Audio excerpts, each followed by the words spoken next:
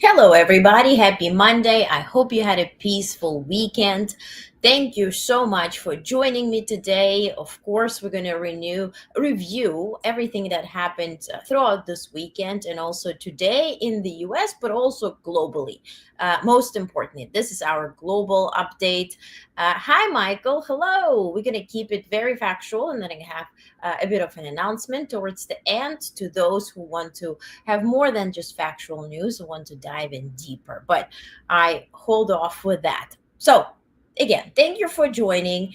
We have some breaking news that I want to discuss first. President Trump said that he had signed an executive order. He went live from Oval Office signing that executive order to allow construction of an access road to Ambler Mining District in Alaska and unlock domestic supplies of copper and other minerals. The move reverses Biden administration's rejection of 211-mile road intended to enable mine development in the north central Alaskan region. Biden's Interior Department had cited risks for fish populations that dozens of native communities rely on for substance. So, listen, we know drill baby drill has been an announcement, has been the ideology and the strategy for this administration way before they came into power. So some people voted for it. If you disagree, then call your representatives, regardless whether you live in Alaska or not. Call your representatives, demand them to, again, seek answers and seek solutions, because only that way we can move forward from this situation of status quo or limbo where this administration is doing what they want to do. And then on the other hand, we don't really have much resistance. We do have some, but we don't have much resistance, nor it does produce results. So call your representatives. This is literally their job, to present your interest and represent your interests, represent you. Hi, Morgan. Hello. Hi, Martha. Happy Supermoon Monday. Yes. And for our Asian friends, Asian community friends, happy holiday as well. So let's then recap what did happen this weekend. On Saturday, President had nothing on his agenda, but then on Sunday, he went to greet sailors, to sort of kick off the celebration of America 250. Exactly. Hi, Mike. Exactly where Melania Trump started with "Hiya Navy, Hiya Navy, Hiya Navy." I spare you the clip, but President Trump entered with a very, in a very typical way, so to speak. What? Young man, there's no need to feel down. I said, young man, pick yourself off the ground. I said, young man, 'cause you're in a new town. There's no need to be unhappy. Young man, there's a... You got the point. And everybody cheered. And I don't know about you, but when I watch clips and I watch the live stream, I was predominantly white population here. I don't know how that was handled by the organizers, but it was kind of interesting to witness. But altogether, Trump and Melania address the thousands of sailors, their families, and veterans at the USS Harry S. Truman in Virginia, commemorating Navy's 250th anniversary. Trump promised pay raises and reimbursement for service members affected by government shutdown, which, by the way, are all. Quote, "Don't worry about it," he told cheering sailors. "You'll get your money back when the government reopens." And then he praised himself for solving 7 wars and said he's working on the 8th war that has been taking longer than 3,000 years. He's hinting on Israel and Palestine. Nobody questions, nobody has any follow up on this. So, okay. And then he teased that the big UFC fight will be happening at the White House lawn this summer. And he already announced the date, June 14th, 2026, which is his birthday. Then he also made an announcement aboard of USS George H.W. Bush. Take a look. This is it. Oh, this one. Everybody knows this is, as you know, Navy 1, by the way, for the day. Only for the day. But for one day, it's Navy 1. Like Air Force 1, this is Navy 1. Thank you. Thank you, everybody.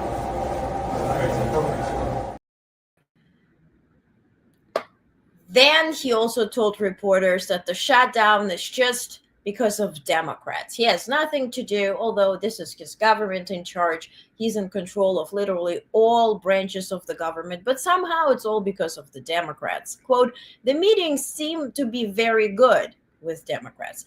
We'll let you know soon.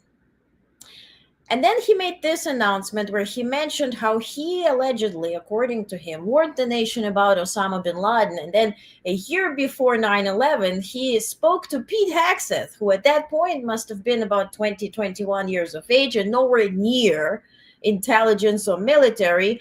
But somehow, here's the president. I don't want to be politically correct anymore. And history will never forget that it was the SEALs who stormed the compound at Osama bin Laden and put a bullet in his head. Remember that? And please remember, I wrote about Osama bin Laden exactly 1 year ago, 1 year before he blew up the World Trade Center. And I said, you got to watch Osama bin Laden. And the fake news would never let me get away with that statement unless it was true. But I said 1 year before to Pete Hegseth, I said 1 year before, where's Pete? In the book, I wrote, whatever the hell the title, I can't tell you.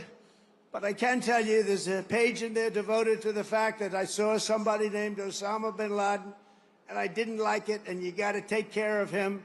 They didn't do it. A year later, he blew up the World Trade Center, so we got to take a little credit because nobody else is going to give it to me. You know the old story? They don't give you credit, just take it yourself. And it was the U.S. Navy that dumped his wretched corpse off the decks of the Carl Vinson to sink into the dark abyss.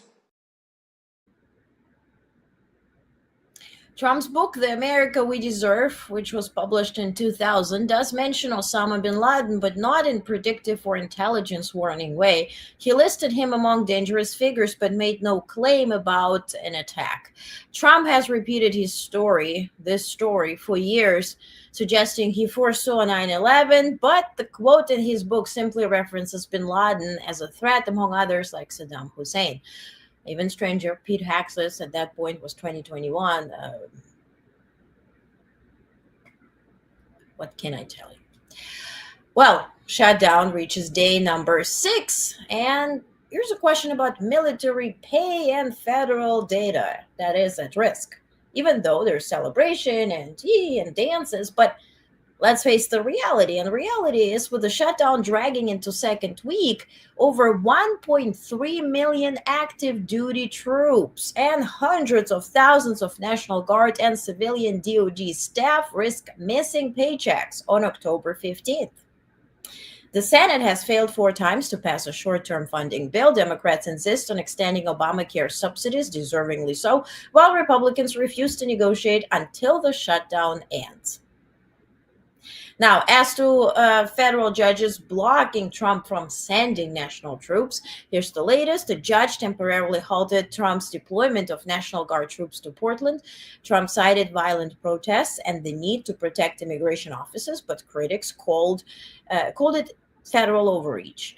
The ruling also blocked planned troop deployments from California and Texas. Trump then authorized sending troops to Chicago, prompting a legal challenge from Illinois Governor J.B. Pritzker.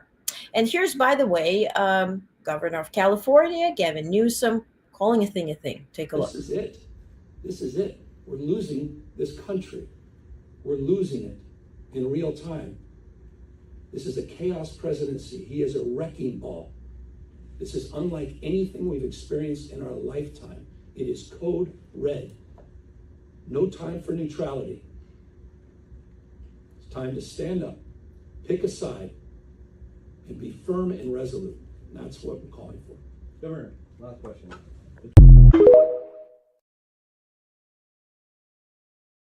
Good old TikTok video. Now, Pentagon shakeup, top Air Force generals retire. One of them submitted his willingness to retire way before Hexet addressed the group, right? All of the generals and admirals whom he gathered last week in Virginia. But it doesn't say that this general didn't know what is about to come. Certainly, they do communicate with the commander-in-chief and also Hexet.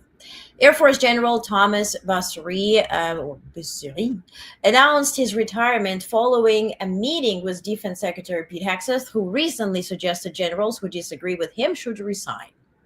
General David Alvin, the Air Force Chief of Staff, will also retire early, cutting short his 4-year term after just 2 years. And before we get to national news, let me get to Morgan's question. She says, do you think Americans understand how the rest of Western world is flabbergasted by the events taking place over here or over there, and by how quickly they're happening? We kind of are, but because U.S. has never, meaning the generations that are currently alive and well, have never experienced civil war, any type of war on our mainland, I feel that people lack understanding on what to do next. And what I fear is that people will fall into numbness rather than, there needs to be a person who will organize, who will do it peacefully, but will follow the law, but will do the deed, right? And we currently lack these people, right? Currently, it's all very media fixated. If you think about Democratic Party, the fight is really by going on legacy media and speaking about it, which is good. But legacy media flips everything, right? They show somebody's speech, like Newsom's speech, and then after that is a panel that really mellows everything down and says, why not? It's all is good in the hood.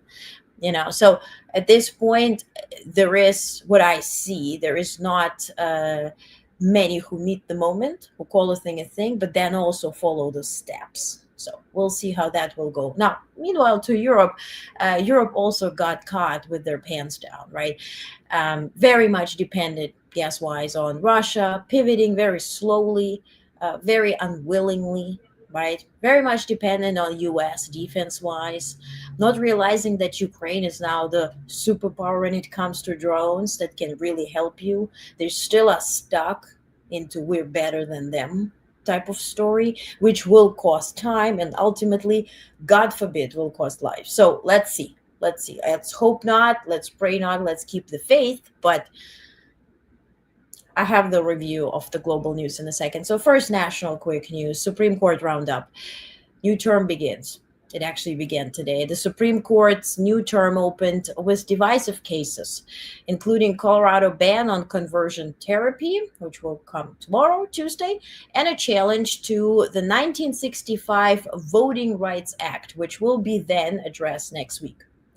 Rejected appeals today came through. Ghislaine Maxwell appeal denied. Clemency from Trump is now her only option. Will she get it? Will she not? Speaker of the White House, Carolyn Leavitt, was asked about it today. She declined to answer. She said, I don't speak on behalf of the president. Meanwhile, that's exactly what she does. But Scott has also declined to hear Project Veritas, free speech challenge to Oregon's recording law. Turkey's Halbank lost its bid to avoid U.S. charges for Iran sanctions evasion, and Missouri's anti-federal gun law struck down under supremacy clause. Now, Ticketmaster's request to move a consumer lawsuit to arbitration was also denied. Ticketmaster is accused of overcharging its customers and playing the system to gain off of lack of knowledge, and people really caught off guard when they're buying tickets and they click, and then it's something way bigger and more than what it was predicted on the first stage of pricing. So they wanted to settle it, not allowed, so this will proceed further. Now, as to health and policy, CDC is split on vaccines. Acting Director Jim O'Neill called for separate monovalent measles, mumps, and rubella vaccines to replace one vaccine, the MMR combo. So now they want 3 different vaccines instead of one that has been working for decades. But COVID vaccine guidance pulled. The CDC resigned a broad support recommending vaccines, but be decided case by case.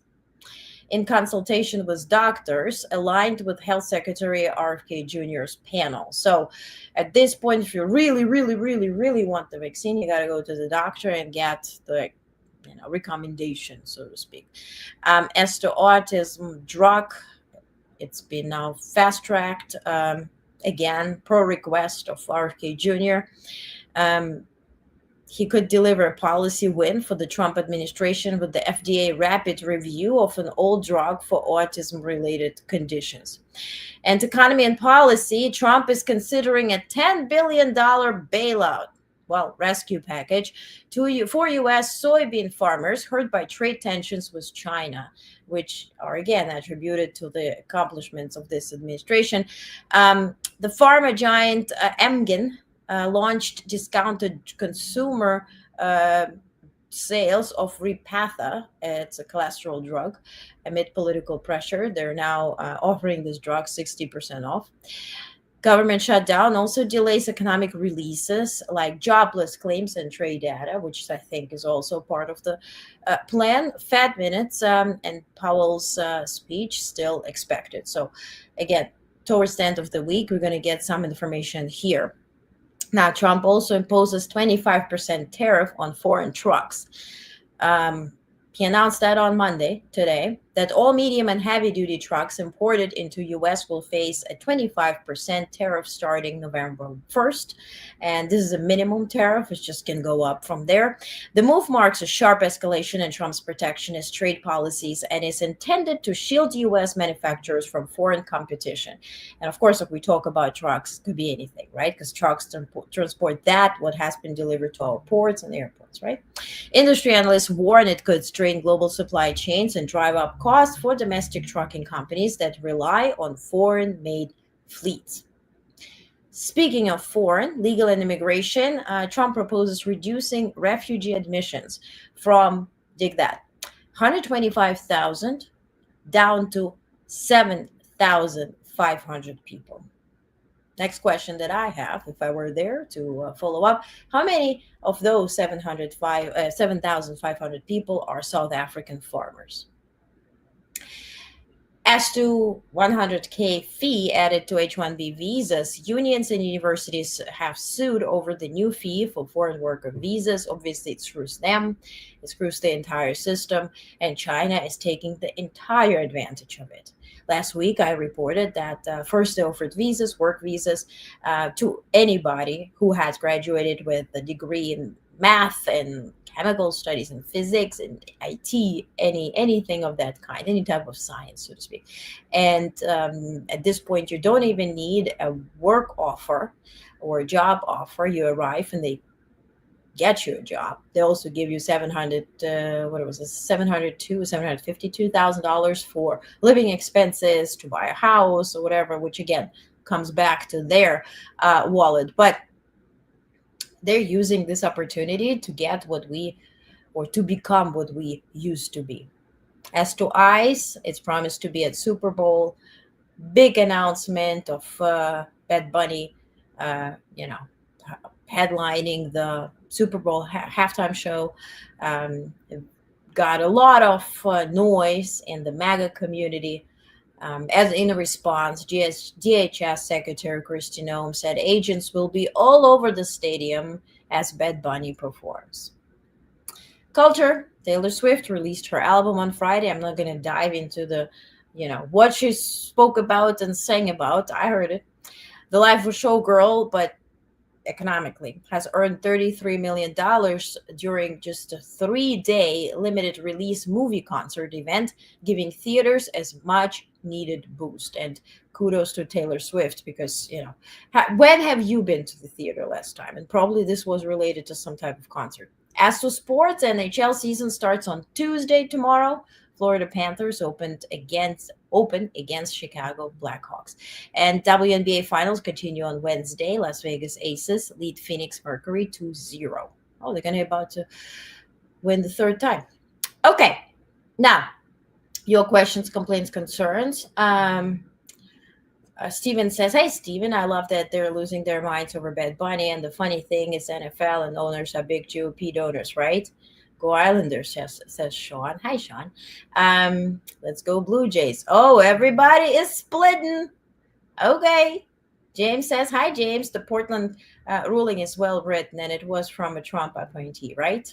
I mean, sometimes you have to really Republicans have no intention, says Stephen, of negotiating on health and care subsidies. Yeah, and I mean, as I always say, don't watch the tweets, watch the deeds, and the deeds show that there is, not much going on the negotiation and. Mercury will come back, says Mo. Okay, all right, okay, good. I'm for it. I like it. Okay, so Mercury's what? Phoenix. Yeah, that'd be great. That'd be fantastic. Okay, a little deep dive into CBS. Yes, last week I reported Trump will be on 60 Minutes, and we're like, what? How? Why? Ooh. So if you missed the news about the Paramount being bought, and CBS belonging to it, and Larry Ellison and Oracle somehow being tied in, let's just dive into CBS issue per se. Why do I dig into it? I have no hate nor have any feelings to legacy media or CBS, but I know that a lot of you grew up watching and trusting CBS as much as I did too. ABC, CBS, if you vibe with it, Fox News, but also NBC. We really were groomed into trusting this. This is the source, right? And we understand the past and how CBS played roles, right? And the biggest events, good, bad, and the ugly in the United States historically. But we need to see the logos and names and brand names for what they are today, because you do have choices. So if you consume propaganda, weird information, non-factual news, at this point, yes, it is a choice. If you fail to choose what's right for you and you're consuming weird stuff that makes you anxious and altogether disinformed, at this point, it is a choice, because you do have a choice, whether it's consciously or unconsciously. If you just turn something on because you used to do it since the 60s, honey bunny, this on you. So let's get into CBS News. CBS News is poised to name Bari Weiss its new editor-in-chief as part of a landmark $150 million cash and stock acquisition of the Free Press, Weiss's media startup. Don't get confused with the name about Free Press. Yes, it's called the Free Press. It's very right-wing. It's presenting disinformation.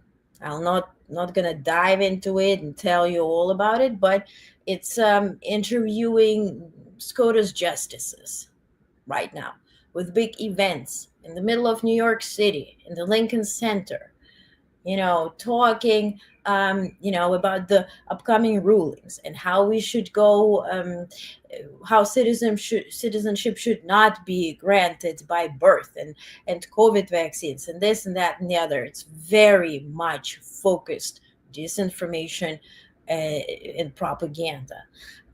So with this particular journalist becoming the head editor, you can then estimate what the news will be. Again, you choose what you watch. I'm just here to report.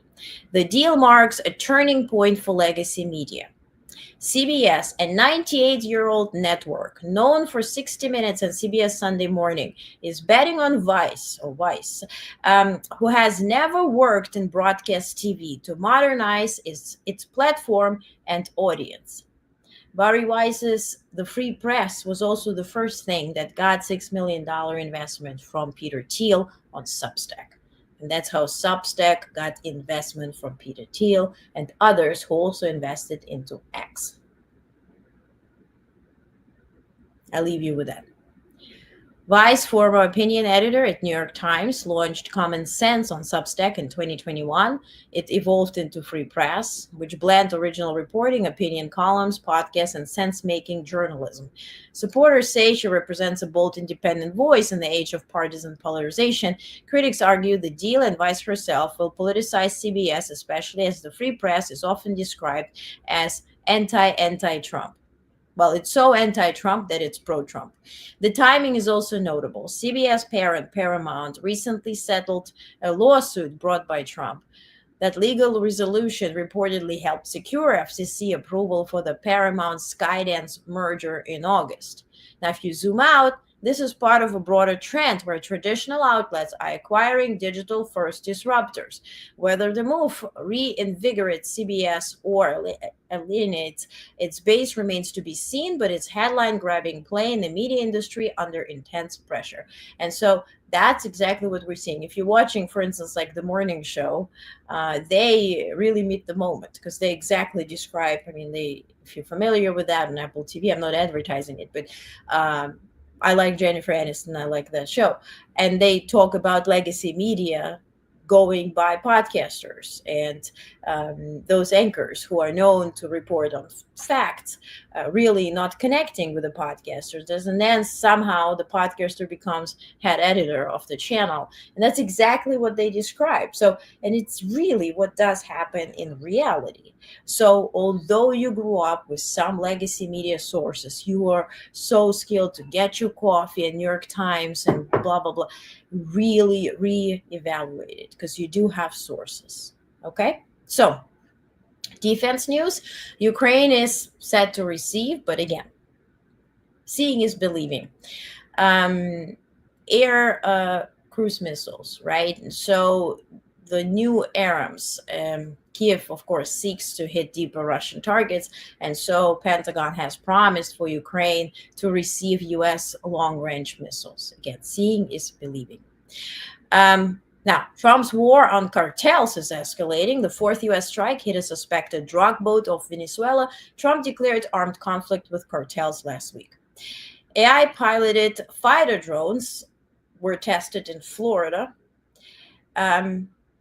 Human pilots are training alongside AI-controlled drones. All of them look like same planes. One of them could be a drone. One of them could be an actual plane having a pilot in them. So the Top Gun meets Skynet, as one reporter quipped. And by the way, those who flew, Air Force members who flew right next to the drones, they said that they, obviously when you fly, even when you fly alone in a plane, you do prioritize your well-being. So you want to have a smooth flight. So you correct your altitude accordingly. And the drones, they don't give a damn about that. So they go really up and down and center obnoxiously. So they say that humans will not be able to adjust to this style of flying. And so this could be easily detected. The drone could be easily detected and identified by an opposing enemy, right? So yeah, has to be tested.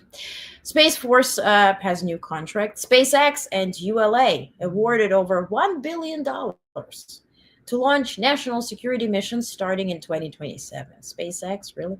Russia is threatening NATO waters. Denmark's intelligence report says Russia is escalating hybrid warfare tactics near NATO airspace, including threats to Danish ships and helicopters. And I did report on that on Friday. If you missed that, go back to that newsletter or the live stream. Now, China J-50 has been revealed. Photos show the stealth design of China's mysterious tailless jet, believed to be the J-50 prototype. And now let's get to global news. Let's check the comments. First, Michael says, I look forward to MSNBC becoming MS Now. Okay. I don't watch MSNBC, but I'll subscribe to it now. Okay, that's your choice.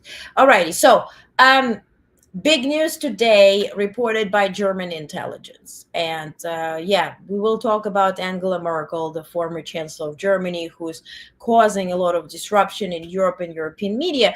But the biggest news, keep your head on a swivel, is this.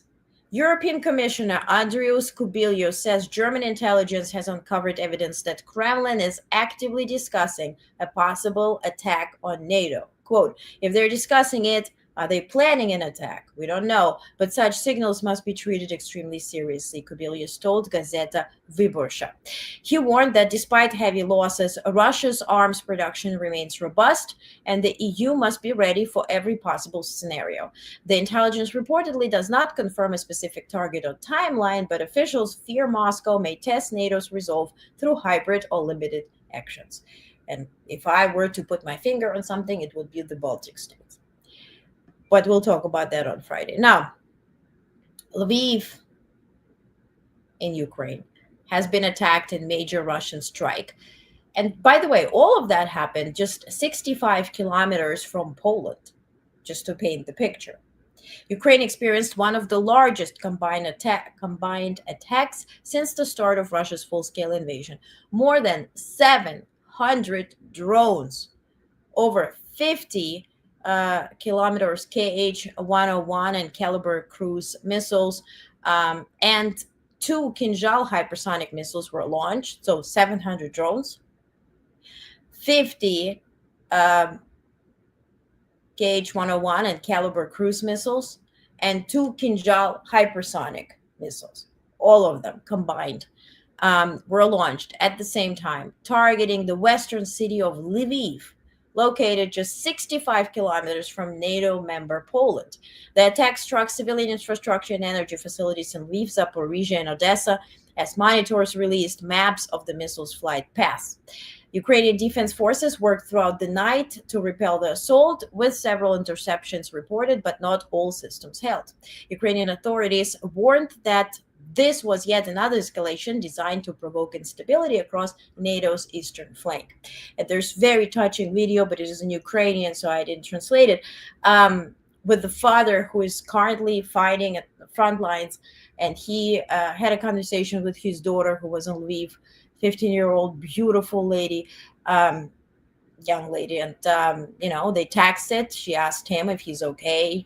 She confirmed she's okay, and then she died in this attack overnight, and he returned back home. It's like, I don't know how they even reached me, and just to find remains of his house and his daughter. That's the reality. But China is accused of aiding Russians with those missile strikes. Did you know that? Keep your head on a swivel. Ukraine's military intelligence agency reported that 3 Chinese military satellites flew over Lviv that was just bombed with 700 drones and Kinzhal and all those missiles.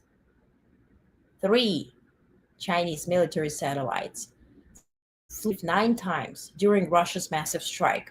The satellites Yaogan 33, 3303, and 3304 are believed to have gathered real-time data to assist Russian targeting of high-value sites, including facilities owned by foreign investors.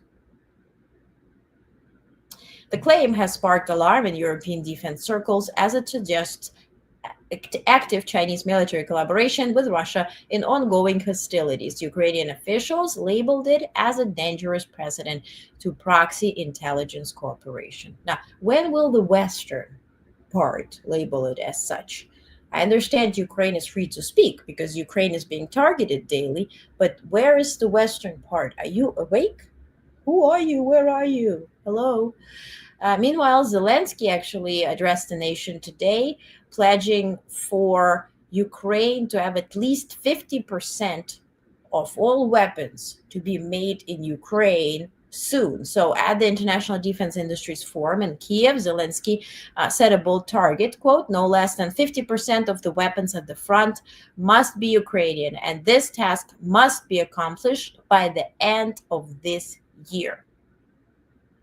This is where you learned it the hard way, and you learn to rely on you and reliable partners and not on United States. Hello, Poland and Nawrocki, who travels to the White House and says, Trump promised me he will protect me.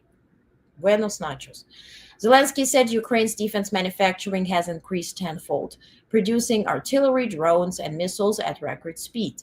The country is now building 40 Bogdana howitzers per month, delivered 2.4 million artillery shells last year, and has developed drone programs like Luty, Firepoint, Sharp, and Bulwer. He also announced Ukraine will begin exporting domestically produced weapons, with new export import platforms set to launch in Europe, the US, and the Middle East. Interesting how sides are turning and shifting. But not everybody is tone deaf. Netherlands, specifically their Prime Minister Schoof, has traveled to Kiev. Here's him embracing Zelensky. And Zelensky hosted Schoof in Kiev, where both leaders signed a joint communique reaffirming full Dutch support of Ukraine's sovereignty and long-term security. Most importantly, Netherlands pledged continued military aid, economic support, and reconstruction assistance, and became the first country to co-finance U.S. weapons procurement via the Pearl mechanism. That's where they, as I explained, they buy from Pentagon, deliver to Ukraine via Poland. Both countries agreed to begin joint drone production in the Netherlands, deepen sanctions enforcement, and co-host December diplomatic summit to launch an international compensation system for war damages. Zelensky thanks Schoof for transferring F-16 Patriot systems and for leading efforts to hold Russia accountable. Schoof received the Order of Prince Yaroslav the Wise during the visit. That's beautiful. And now let's talk about Angela Merkel. The hate that I received, I can tell you when I said this is what she said. And everybody, oh, we're falling for propaganda. You know, I used to like you. I used to respect you a little bit. Now, no, not at all.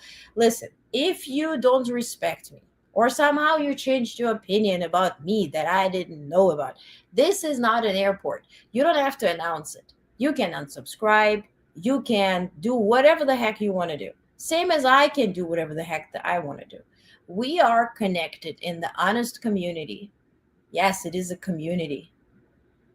We are connected based on, first, our curiosity, because we want to learn something. We're not tone deaf. Second, we are decent. We respect our own dignity and the dignity of each other. We come from 122 countries, and we have 6 million readers of Onest news briefing. Social media, my Blue Sky account on X, I barely post, but mainly Blue Sky account, is just a tiny drop of what I do. I report on news. Who's reading news briefings are governmental officials, heads of state, business leaders, and most importantly, you guys. My intention is to provide you with factual information. A lot of information has also disinformation, misinformation, plus it fluctuates. If we talk about wars, if we talk about data, I'll be the first to admit that, hey, this was not right, this is right? This is the latest. Or I say, look, I hear this and this, but we have to wait for this to occur or for this to be confirmed. I'll be the first to say it. I hate the word breaking news. They're often broken news. But if somehow, because I don't know what's going on in your life, nor you know what's going on in my life, and we're going through a big shit show, if you haven't noticed. And this is worldwide. Whether you are in Germany, in France, where the government collapsed, in Netherlands, where they have no government at this point, they have to vote, in US, where we have government shutdown. You feel me? It's a lot of crap going on. And I'm not even mentioning Ukraine in the midst of war. I'm not even mentioning Baltic states 5 minutes before war, or Poland, or this. So we go through a lot of anxiety, so to speak. So if something provokes you to take it out on me or whatever, I do understand it. I do have empathy and I have compassion for you. But I'm not here in any way or capacity to be harassed or abused verbally or called names, nor I'm here to call you names. I don't even call nobody in leadership names. I don't believe in that. I report on facts. So if you feel a certain type of way, you can voice your opinion. If you don't want to follow, you don't have to. If you don't want to support, you don't have to. If you want to, please do. But this is a community based on our common values. And most importantly, that's what I will always emphasize. We need to be people of value. You have to have dignity, and you have to let others have dignity too. I don't give it behind anybody's behind about today's world, and that people are so, motivated to be keyboard warriors. right? And they're so emboldened unless they meet you face to face, and the world, is monetizing hateful comments and clicks. I don't do that. I don't do that. I know many people do. Most of people do. Headlines, clickbaity, the cover photos on YouTube. How many times have you read something? You're like, oh my God, you click, there's completely something different in it. They just wanted your click. I don't need your click. I want you to click here and to make better decisions. Okay? If you're on board, please welcome. What did you miss? You didn't miss much. It was about Angela Merkel and people not liking that I posted about it. Are there trolls hanging out here? No, here not. But anyway, so let's get to the deed. Okay, so what happened? So in a new interview, former Chancellor Merkel of Germany. By the way, this interview was given to Hungarian media outlet Partisan. So, former German Chancellor Merkel said that she had sought to establish direct EU-Russia talks in 2021 because she believed Putin no longer took the Minsk agreements seriously. She claimed that some did not support this, naming the Baltic states and Poland as opposing the idea. Here's direct quote. In June 2021, I felt that Putin no longer took the Minsk agreement seriously. So I wanted to initiate a new format where we, as the European Union, could speak directly with Putin. Part of the people did not support this. Primarily, these were the Baltic states, but Poland also opposed it, unquote. Merkel added that she believed these countries feared the EU wouldn't sustain a common policy toward Russia. She implied that her departure from office, followed by Russia's aggression, marked a turning point. Quote, then I left office, and that was when Putin's aggression began. Now, reactions. The interview provoked sharp responses across Eastern Europe. Polish Foreign Minister Radoslaw Sikorski fired back, quote, that's as true as what she wrote in her memoirs, that nobody in Central Europe protested against Nord Stream. A lot of people did. In Estonia, Marko Mihkelson, chairman of the Foreign Affairs Committee, called Merkel's remarks a new and very low point. He accused her of blaming the Baltic states and Poland for triggering Russia's imperial war. Estonian Foreign Minister Margus Tsahkna responded more directly, quote, there is only one reason for Russia's war against Ukraine, Moscow's refusal to accept the collapse of the Soviet Union and its insatiable imperial ambitions. Only Russia is to blame for this aggression, unquote.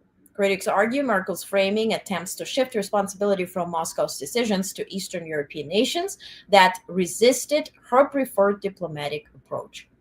I honestly agree with Estonian Foreign Minister Margus Tsahkna, and I think we should just see Russia as the main and the only aggressor, and we have to move on.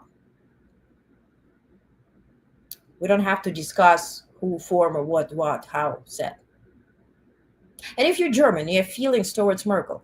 Hallelujah, Mazel Tov. I grew up in Germany. I was athlete of the year. I got a pin from Angela Merkel. Do you think I have no feelings toward Angela Merkel, who was the mother of the nation and all that when I was growing up there as a teen? I do have feelings too. But we need to move on. Russia is increasing their bloody, murderous war for 3+ years, killing civilians every day. Let's talk about that. Let's not talk about who said what and she and how and wow in 21.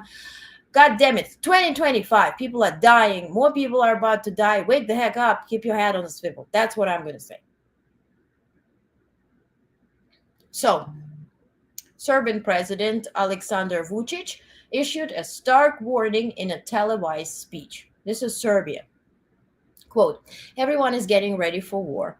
The only question is which side someone belongs to, unquote. Here's my follow-up. Which side do you belong to, Serbia? He called for diplomacy and peace, but expressed pessimism that global leaders are truly listening to one another. Vučić has often walked a fine line between East and West, but this message was among his most ominous yet. My question is, which side is Serbia on? Watch the deeds, not the tweets. Now, Japan elected a new, they have new prime minister, so to speak. Historic milestone. It is a result of the win by Sanai Takaichi, who was elected the first female leader of Japan's ruling Liberal Democratic Party, the LDP, putting her on track to become the nation's first woman prime minister. Takaichi is a pro-stimulus conservative with hardline views on immigration and national security. She has criticized South Korea-Japan reapproachment efforts and is likely to pursue a more independent foreign policy line. Her victory also coincided with major rally in Japanese markets and a sharp drop in the yen. Now, yes, what she said on Ukraine, for instance, before she won this, or her party won the election, or she won the leadership of the party election. She said that if Ukraine falls, Taiwan is next, but also we could be next too, because we're surrounded by those who hate Russia, who are progressing because they get intelligence and they get, look how big my hand looks. Woo! The opposite to Trump. Anyway, focus. On Ukraine, she said, look, if we allow Putin to change the borders of a sovereign country by force, so we then ourselves are neglecting UN Charter and sovereignty per se of any state. This will then spread into Taiwan. And we in Japan also should not be negligent of the fact that North Korea is a nuclear country, that we have China, and all of them are progressing because of Russia. They're testing their soldiers. Soldiers are dying there, but they're getting intelligence. They're advancing their drones and also defense and offense capabilities. So we have to wake up. Now, what next she will do, good for Ukraine. I mean, she's on the right side of history, but I don't see much support for Ukraine. But she will be very much closing up Japan. How is that going to manifest to U.S. troops in Japan? We'll see. Is she aligning with Trump? Is she not? Is she aligning with IP4 that Biden built, right? That coalition that South Korea and even Australia and New Zealand really, count on, and rely on. We'll see how this will manifest. Now, meanwhile, in France's Prime Minister Sébastien Lecornu resigned just 12 hours after announcing his new cabinet, making him the shortest-serving PM in modern French history. You can still go down in history. He faced immediate backlash from across the political spectrum over his appointments and lack of clear agenda. His departure adds to growing instability in France, which has now cycled through 5 prime ministers in less than 2 years under President Macron. Essentially, the government has collapsed in France, and Macron has given this gentleman 48 hours to seek solutions. As far as I know, if you're French and you know what's going on, let me know. Now, Czech elections are not good. The billionaire, see, that's my question. Why do we elect billionaires? I always thought we have billionaires, we have business people, there we government people, and they coexist. Now they're mixed. So former Czech Prime Minister Andrej Babiš staged a political comeback after his ANO 2011 party won the most votes on Saturday's parliamentary elections. Though his party fell short of outright majority, Babiš is now in talks to form a coalition government. Known for his Eurosceptic and anti-Ukraine aid positions, Babiš claimed he is still pro-European and pro-NATO in his victory speech, signaling a potentially pragmatic coalition-building approach. Seeing is believing. Now, Syria also held first parliamentary elections since they ousted Assad. So, though only regions under interim government control participated, so not entire Syria, but roughly 2/3 of parliament will be filled by elected members, with the remainder appointed directly by interim authorities. Many minority groups and displaced persons were excluded from the vote due to lack of documentation and continued instability. And what I report, I was in that session, but I didn't record no report on it because it was so much during UNGA 80. But if you're interested, I'll do it. The Syrian leader, he was in New York talking about the new life in Syria, the future he envisions. And the most ironic thing was that he was interviewed by Petraeus, um, who's retired now, general, who was in charge of the operation to catch the now current leader of Syria. So they go back in their path. And one wished the other good luck and best of success, and was inquiring what he plans for Syria. So I'll present that interview to you, or snippets that are most interesting. This was at the Concordia Summit in New York, where I interviewed the senior national security advisor to Taiwan, and that was the session, which was left a lot of people like looking. It was a very interesting combination. Kudos to Concordia Summit for putting this together and really pairing them, right? One was about to catch the other, was in charge of that mission, but now he's the leader. So now we're talking, one retired, one is the leader. So it was a very interesting way, but they did communicate and it was friendly. So I'll show it to you. Now, mass protests erupted in Georgia. Kudos to Georgia people. Georgia, the country, not the state. But kudos to all Georgia. Country, state, anything. But we're talking about protests. These people go on the street. If they don't like something, they go on the street. They taste them. They gas them. They do whatever. They stand on the ground. They want to turn over the government to those who are not pro-Russian and more interested in Kremlin rather than Georgia and Tbilisi. So thousands of demonstrators marched toward the presidential palace in Tbilisi, demanding reforms and transparency ahead of upcoming elections. The government has faced increased criticism for corruption, censorship, and perceived backsliding and on democratic commitments. Activists say the protest movement may evolve into broader pro-democracy campaign, and they really want to turn and flip the government, and deservingly so, because that Georgia Dream Party that is pro-Russian is really benefiting Putin, so to speak. Now, as to OPEC, they voted to increase oil production. 8 members of OPEC Plus, including Saudi Arabia, agreed to boost oil production in November, a move intended to stabilize prices amid ongoing uncertainty over U.S. shutdown and global energy demand. See, what we do here affects literally everybody. As to Bitcoin, it surged to a record high above 125K, fueled by investor concerns over U.S. government shutdown and potential decline in dollar liquidity. Some analysts say the price jump is speculative, obviously, like anything with Bitcoin. Others cite broader instability and demand for non-sovereign assets. Now, as to climate, the Net Zero Banking Alliance, launched in 2021, will support, or with support from then UN climate envoy and current Canadian Prime Minister Carney, has ceased operations. The alliance of global banks had pledged joint action on climate change, but faced legal pressure from the US Republican Attorney General, who alleged antitrust violations. Environmental groups warned the collapse weakens accountability in green finance. Now, speaking of Prime Minister Carney, he's traveling literally now to Washington, D.C., and tomorrow he will be meeting with Trump, and I will be reporting on it. TikTok resumes operations in Indonesia. Remember, they had this clash where Indonesian government demanded TikTok to sign an NDA, essentially, so they would, give all an agreement to give all the data to the government if they want to, and not even speak about it.